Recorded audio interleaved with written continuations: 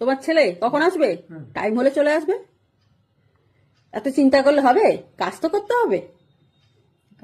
পয়সা দেবো কিন্তু তাহলে কাজ না করলে পয়সা দেবে কি করে, সেটাও চিন্তা করো। আবার বলছো আমার ছেলে কখন আসবে। মোনা চলো রান্না করে রুটি বানাই।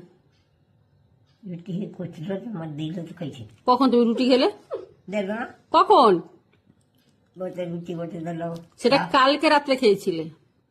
আজ খাইনি। আজকে তো রুটি বানাবো এখন।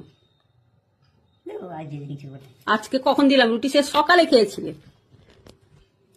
না বাবা কিছু খাবে। তোমাকে আমি কিছু করবো না? খাবে না? এখন তো সবার সন্ধ্যা। হৌ ঠিক আছে, তাহলে আমরা খেয়ে শুয়ে পড়ো, তোমাকে ডাকবো না। আর ডাকবে না যে বৌমা আমার খিদে পেয়েছে, বলবে না তো? আমার শাশুড়ি মা কবে কি খায় কখন খায় সেটাও মনে করতে পারে না, কি বলবো বন্ধু। এই ওনার সাথে একটু বকবক করি ওনার ভালো লাগার জন্য আর আমারও।